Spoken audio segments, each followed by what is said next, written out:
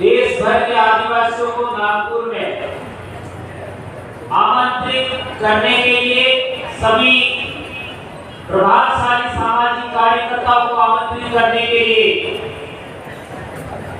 Birsa brigade और आदिवासी विचार मंच के साथियों को हम धन्यवाद देना चाहेंगे। और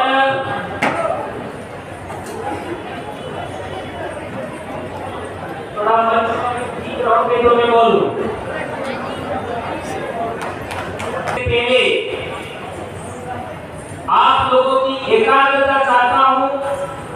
यदि एकाग्रचित हो करके आप लोग बात को समझते हैं, सीखते हैं, तो बोलना अच्छा होगा। दोस्तों, बहुत बड़ी मेहनत करने के बाद ये पंडाल सजा है और देश भर के लोग यहाँ पर आए हैं। हमारे दक्षिणी राजस्थान से भी करीब 100 लोग यहाँ पर आए हैं। 100 लोग डेढ़ दिन की यात्रा करके यहाँ पर आए और यहाँ पर आप लोगों की बातें सुनी। जहां तक बात है पूरे देश में आदिवासियों की समस्याओं को लेकर के, मैं 2002 से समाज में काम कर रहा हूं और मैंने आज तक पाया है कि जहां भी आदिवासियों का सम्मेलन होता है वहां समस्याओं पर ज्यादा चर्चा होती है, लेकिन समस्याओं का कारण क्या है उस पर चर्चा बहुत कम होती है। हमारी ये समस्या है, हमारी वो समस्या है, हमारा ऐसा होना चाहिए, ये सभी लोग बोलते हैं, लेकिन ये समस्या का कारण क्या है उस कारण को भी हमें आइडेंटिफाई करना होगा। अभी हमारे उत्तर प्रदेश के भाई ने बोला था कि क्या इस देश में आदिवासी आजाद है, तो मैं कहना चाहता हूं कि 1950 तक तो हम लोग आजाद थे, लेकिन आज आजाद है नहीं है, यह सोचने का विषय है। ऐसा मैं इसलिए कह रहा हूं कि आज देश के अंदर सच बोलना कठिन हो गया है, सही बात कहना कठिन हो गया है। न्याय भैंस को बोलो, संस्कृत भाषा में महिष बोलते, हमारे डूबी बोलते। काम एक शब्द बताइए, एक भी शब्द ऐसा नहीं है भीरी बोली का जो इंडो आर्यन लैंग्वेज से मैच करता है। कुछ शब्द जो उनकी बोली के हमारे बोली में आ गए, उन शब्दों के आधार पर इन लोगों ने ऐसा बोला है। तो ये मैं कहना चाहता हूं कि कोई बंदा ये कहता है, ये साबित करना चाहता है कि भीरी बोली इंडो आर्यन लैंग्वेज है और संस्कृत से निकली है, वो पहले भवरलाल परमार से डिबेट कर लीजिएगा, खुला चैलेंज से। ढाई हजार शब्दों का मैंने भीरी बोली का शब्दों को तैयार किया, 2500 शब्दों का, और बहुत सारे शब्द ऐसे जैसे च, छ, श, अक्ष, तर, य, ये शब्द हमारी भीरी बोली में होते ही है और इनके बगैर संस्कृत भाषा नहीं लिखी जा सकती। ये बात ध्यान रखनी होगी।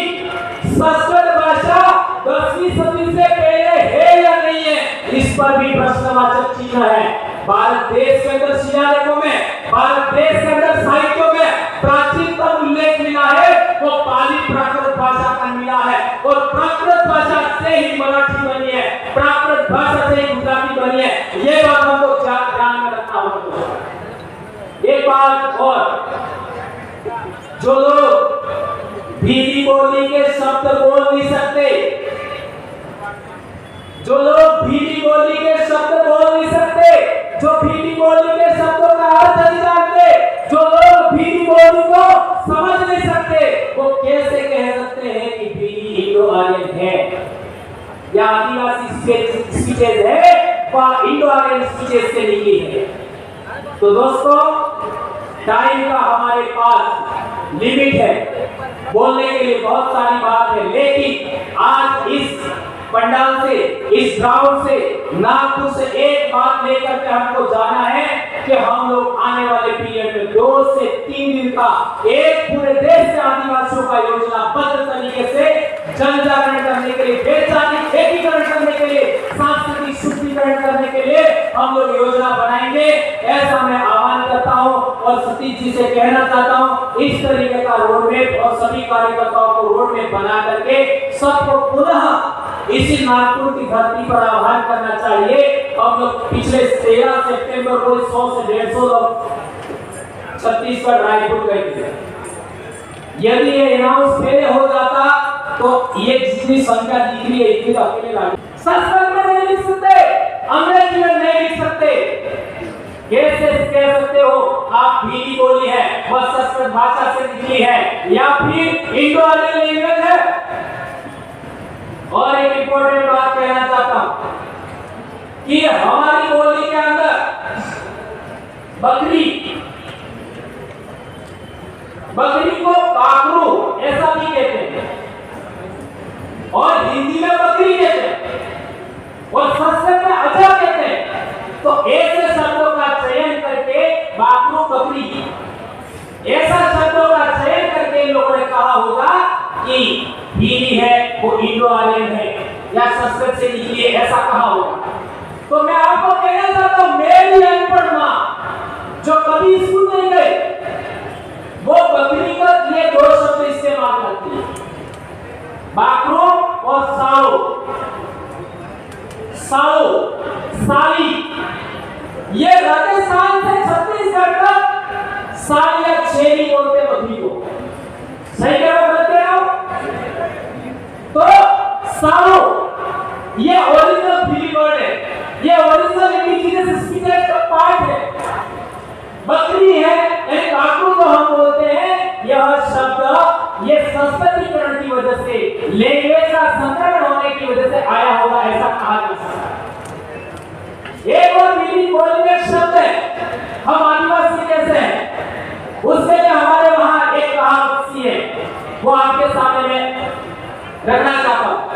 आदुवाद धूल मूल धड़ी भीड़, ऐसा बोलते हैं।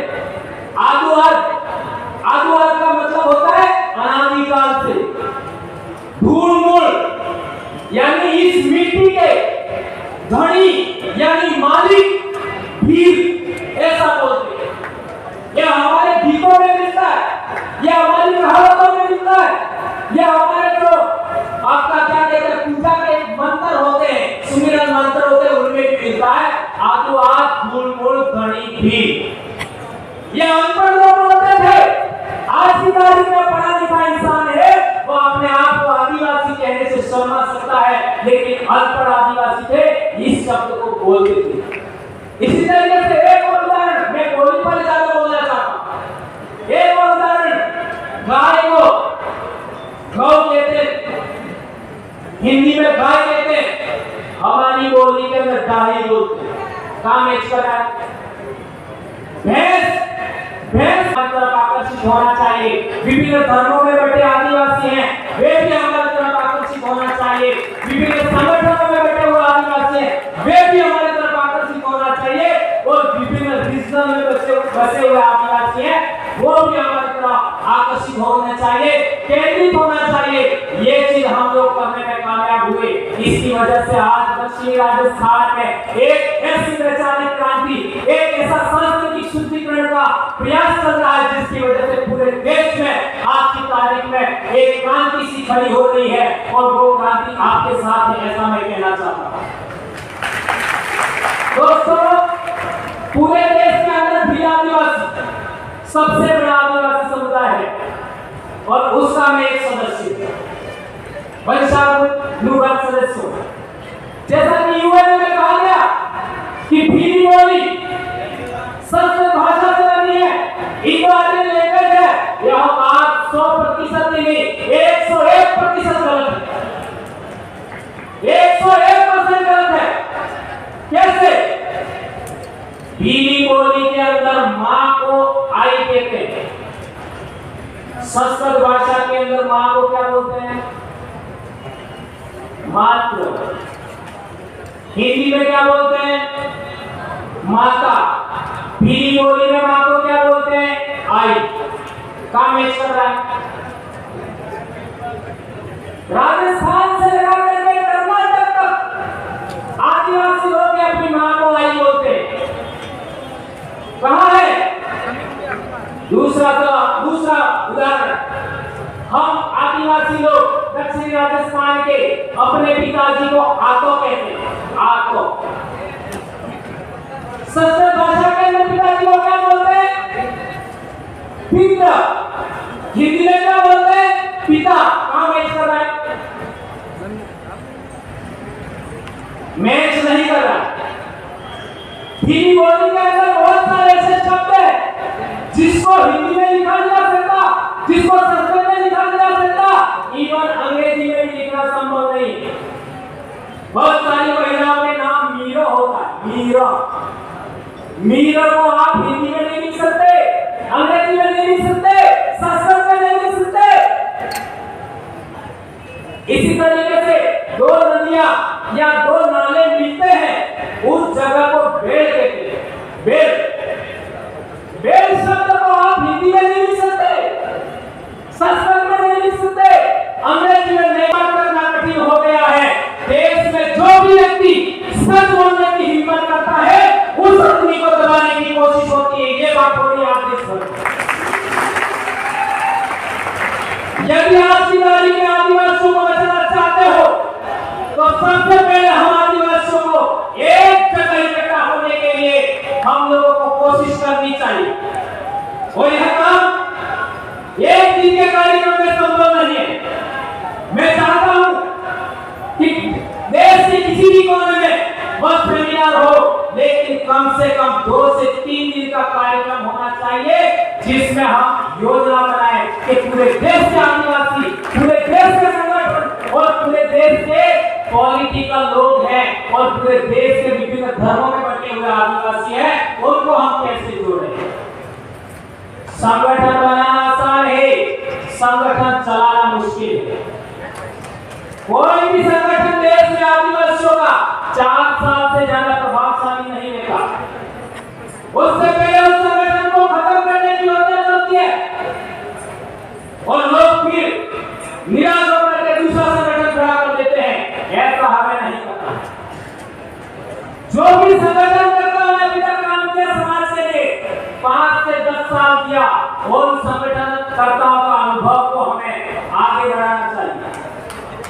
जहां तक सतीश जी पेंगाम का सवाल है, इसी नागपुर की धरती पर हम लोग पहली बार एक सम्मेलन के अंदर 2 जाति नाम मिले थे। इसी तरीके से हम लोग पूरे देश भर के अंदर विभिन्न सामाजिक संगठन और विभिन्न आपके जो मूवमेंट हैं, उनके अंदर हम लोग सभी सामाजिक कार्यकर्ताओं को सुना और सुनने के बाद अंततः हमने फैसला लिया कि हम लोगों को सामाजिक विचारधारा को इस तरीके से पेश करना चाहिए, इस तरीके से विकसित करना चाहिए कि विभिन्न पार्टियों में बटे हुए लोग हैं, वो भी हमारी तरफ आकर्षित होना चाहिए। विभिन्न धर्मों में बटे आदिवासी हैं, वे भी हमारी तरफ आकर्षित होना चाहिए। विभिन्न संगठनों में बटे हुए आदिवासी हैं, वे भी हमारी तरफ आकर्षित होना चाहिए। और विभिन्न रीजनल में बसे हुए आदिवासी हैं, वो भी हमारी तरफ आकर्षित होना चाहिए, केंद्रित होना चाहिए। ये चीज हम लोग करने में कामयाब हुए। इसकी वजह से आज दक्षिणी राजस्थान में एक ऐसी वैचारिक क्रांति, एक ऐसा सांस्कृतिक शुद्धिकरण का प्रयास चल रहा है, जिसकी वजह से पूरे देश में आज की तारीख में एक क्रांति सी खड़ी हो रही है। और वो क्रांति आपके साथ है, ऐसा मैं कहना चाहता हूं दोस्तों।